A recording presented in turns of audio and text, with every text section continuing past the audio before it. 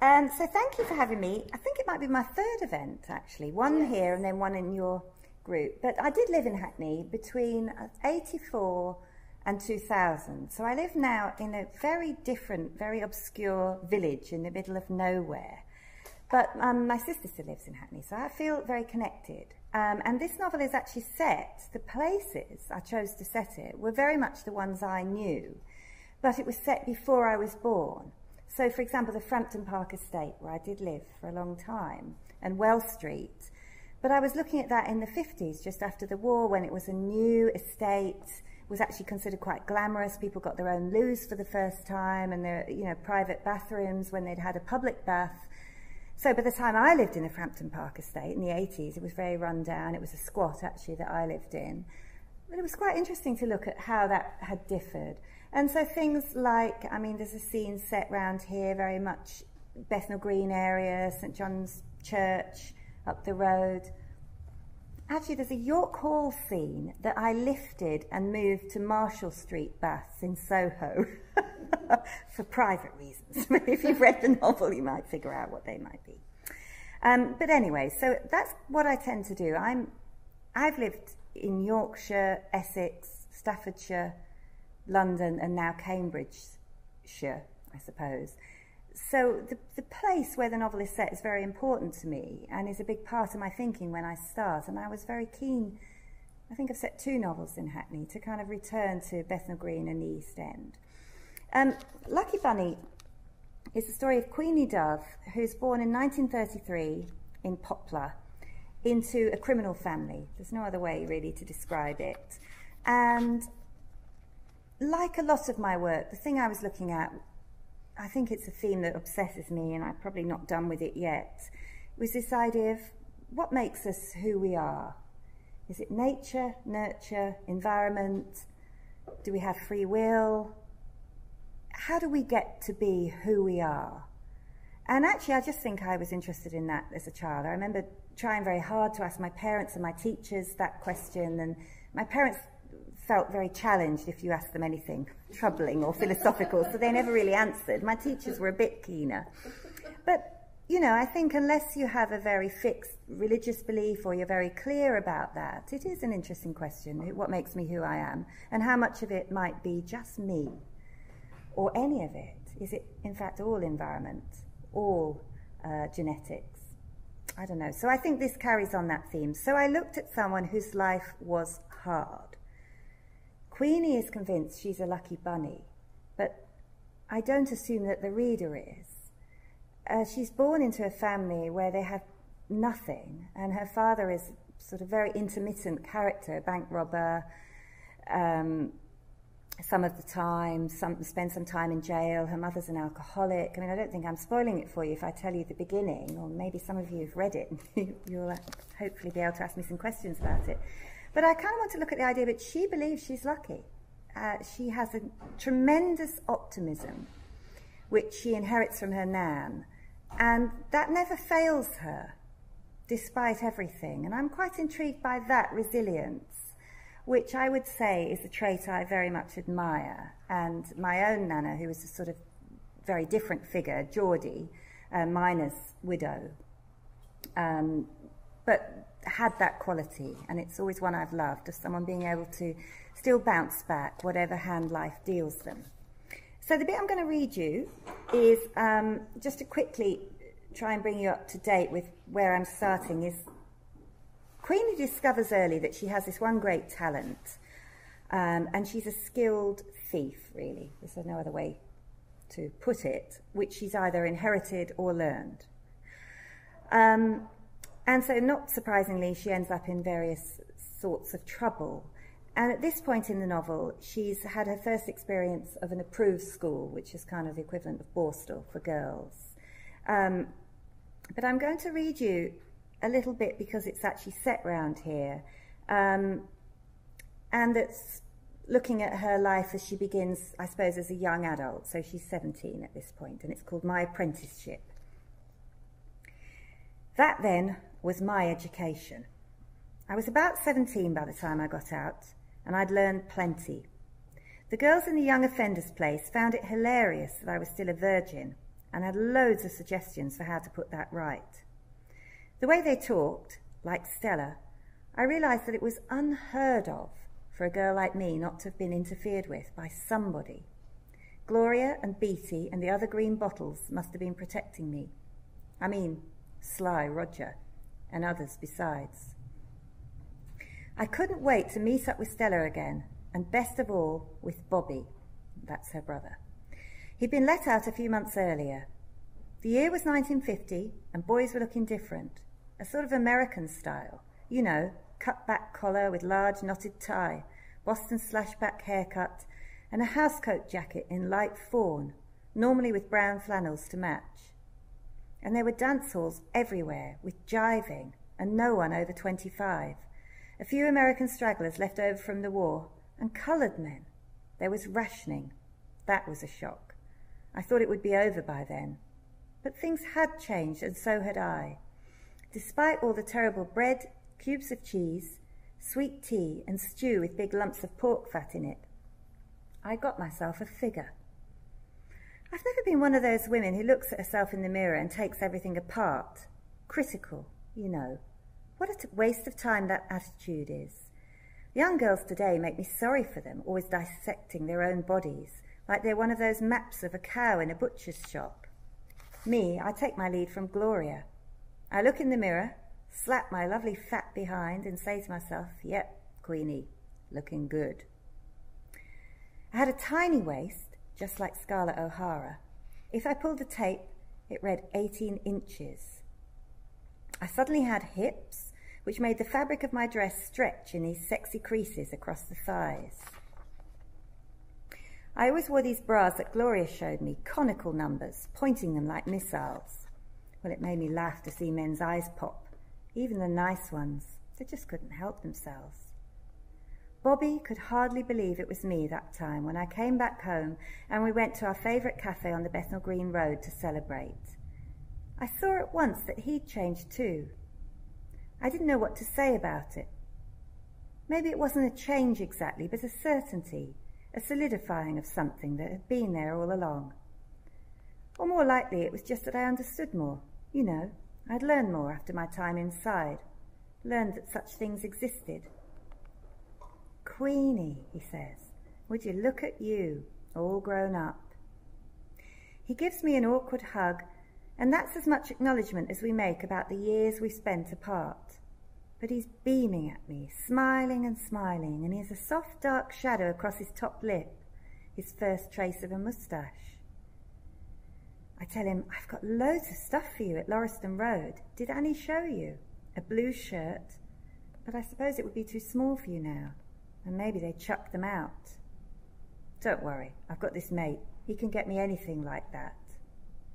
I try not to feel hurt. I watch him carefully. Mario brings him a mug of tea, a slice of fried bread, and a huge plate of bacon and mushrooms. No eggs, Bobby insists, with panic in his voice. Mario ruffles his hair and says, so nice to see your sister back, eh, son? She's a beauty, huh? So nice to see her. Some nice boy fall for her now. And beams at me and nods towards the new waiter standing at the counter.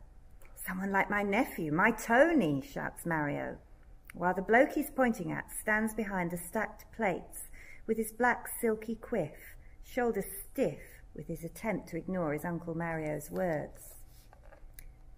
Bobby looks Tony up and down, then slowly straightens his hair using a comb from his back pocket and the mirrors above the wood-panelled walls to make sure it's just so. I notice Bobby carefully touching everything, whispering the numbers to himself and counting. I notice him looking at the Formica tabletop, which is almost a shade of yellow. Bobby's afraid of yellow. I want to ask him, how was it then in Borstal? We heard so many stories about the beatings. Stella knew a boy in Borstal too, and he told her about another boy who once messed his pants on a long training exercise, a long walk, and the screw made him take them off there and then and rubbed his face in it, so that he was covered, stinking, and you could barely see his eyes. I try not to think of this, as it's making me want to be sick. And it's not just Bobby's quirky superstitions I'm worrying about. It's this other thing about him that frightens me more. Surely they beat him for it. If not the Screws, then the other boys. Or did they encourage it? Was that where he learned it? Was it forced on him? This bit doesn't ring true, though. I know my brother, and I remember now, sipping at my tea, watching him carefully, the way he was already doting on that older boy, Jimmy, that Irish boxer boy, and liked to mope around after him, and Robbie too. The boy he absconded with, there was something about him. I'm boxing, you know, down at Repton Boys' Club, Bobby says, as if he's reading my mind. His mouth is stuffed with the bread he's chasing round his plate, mopping up brown sauce. Great, I say. And I've got some work too, Bobby says, glancing round the cafe. The place is heaving, every seat filled. The customers are mostly known to us, and definitely known to the owner, who shouts things every 5 minutes like, Jeff, need a top up? Maria, was that 3 sugars now, darling, or 4? The door is open to the street to try to ease the smoky atmosphere, but it's one big swirl of cigarette smoke and hot gusts of frying fat. From a lorry parked outside, a man traipses in and out of the cafe, carrying boxes raised on his shoulder, tomatoes, oranges, which he stacks behind the aluminium counter, where it's Tony's job to slam the keys of the till and pay him. I notice Tony looking my way, glancing from under very black eyebrows and then glancing back, not wanting me to see he's clocking me. I sip my tea and allow myself a teeny smile. Who ordered a weak lemon tea? Was it you, Billy boy? Shouts Mario to someone else. He seems to battle through the fog of sizzling fat to land the mug of tea on the table. Yeah, says Bobby. There's a firm I'm fixing some cars for. Cars? But you can't even drive. He looks miffed then and pushes his chair back, replacing his knife and fork really, really carefully, like he's going to be inspected on it, the exact placing of knives and forks on plates. Paddy's teaching me. He's a grease monkey. He works in a garage down Hackney Wick, going by the firm. You remember Paddy? I don't, but I pretend to for the sake of easing the conversation again, making things smooth between us. I want to say, it's okay, Bobby. It's all okay with me, whoever you are, and whatever you do. But instead I beam at him and grin and try to show him with my eyes how much I've missed him and how glad I am to be back. Hear anything? About Mum, I mean, Bobby asks. A plate crashes noisily behind the counter. There's a second's silence and then the hubbub starts again. I look down at my mug and count to 5.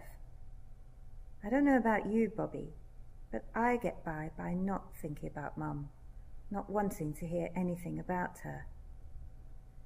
Annie says she's been and gone and had an accident in there, set fire to her skirt with a fag or something, Bobby continues, watching my face carefully. How does Annie know anything about Mum? Gloria visited Mum. She said Mum was in a bad way. No, I reply after a long pause, spilling sugar onto the table from the spout on the container as I check it's working, then casually stirring my tea, round and round. No, I haven't heard anything about Mum. I know she's still in there. That's all. Well, we've had ourselves a taste of it now, ain't we? Nut house, hospital, Borstal, prison, all the same. A tremor runs through me now he's mentioned her name. I push my mug away. Mario is on to me at once, asking if I want a refill, but I quickly shake my head. What do you think of Gracie? I ask Bobby, changing the subject. Gracie's their new kid sister, stepsister. Proper little madam, don't you think? And the mood is shifted by the sudden shouts from Mario.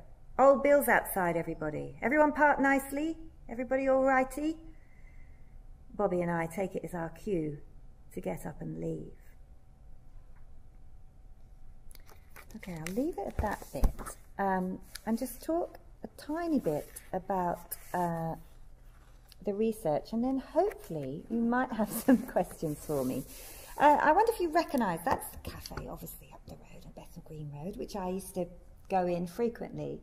But actually what happens to me when I'm researching is, because I don't think that time is a straight line like this, and things happen then and things happen now and they're different, I often blend in things which happen in the present situation. So as I sat in that cafe writing my notes, the owner did shout to everybody, you know, everybody parked okay, and it just seems like a gift.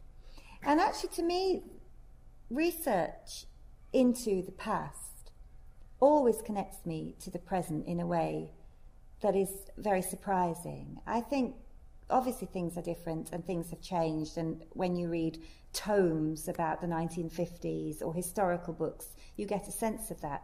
But oddly, when you go to places and walk the walk, or you go and sit somewhere or walk around, you know, I did the walk also from Wells Street to Bethnal Green Tube for the section I wrote about the Bethnal Green Tube disaster.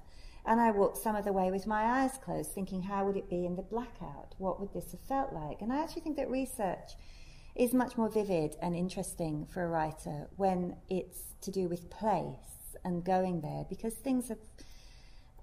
I feel that the past is much more with us than we might want to believe. It's much more present.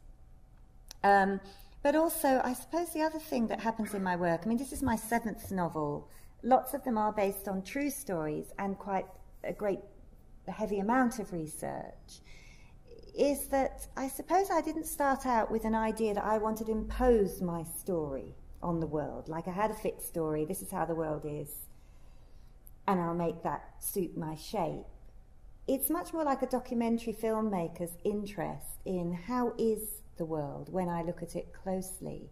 And quite often it doesn't suit my purpose, to be frank. It would be easier if I could tie things up more neatly, or come to a novelist conclusion. But I do feel wedded to sort of factual information quite often, and I feel unable. I mean, in my Rupert Brooke novel, people ask me things like, you know, do you think he had a Tahitian daughter? Yes, I do. I mean, I went to Tahiti. I do really believe that. I don't think I made that up.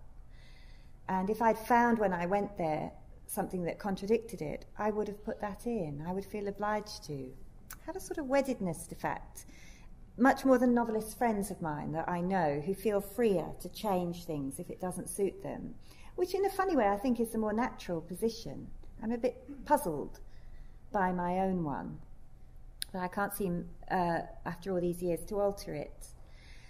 The only thing, just quickly to say, I don't want to spoil the ending of Lucky Bunny if you haven't read it, but there is a kind of improbable ending, and I wrote lots of endings for it, and then came up with this particular one, which I was very happy with. And all I want to say about that is I was trying to find a metaphor for how hard it is to leave a relationship with a violent man. And I think people are tremendously unsympathetic to women who get caught up with violent husbands and think that they would leave themselves in an instant. I mean, even when this book came out, a friend of mine said to me, I just don't understand why women tolerate violent men. Tolerate, like it's her fault. She falls in love with someone, he hits her later, after she's in love with him, and she has a child with him. And then she spends the rest of the novel leaving him. That's how I see it. But interestingly, this very intelligent person says to me, she tolerates it. So that has been my experience, that people are very judgmental about women in domestic violence situations. So I wanted to find a metaphor for how hard it is for Queenie to leave. And that's why she has to do this kind of improbable thing, because I think that seemed to fit what I wanted to say about how bloody hard it would be to leave. But women do manage it. They do manage. Actually, the statistic is that most women who leave violent relationships have made 4 previous attempts. So they leave on the 5th. So it is hard, because men become the most dangerous at the point, if they're already violent, the point at which they're really going to be violent is when you're trying to leave them. So that, I mean, it is a theme of another of my novels. Trick of the Light, my first novel, has a real domestic violence theme, and I've revisited it because I felt that people's sympathy hadn't grown any greater in those 16 years, and I was still meeting the same responses to that particular subject. Anyway, So that's Lucky Bunny. It's a very brief version.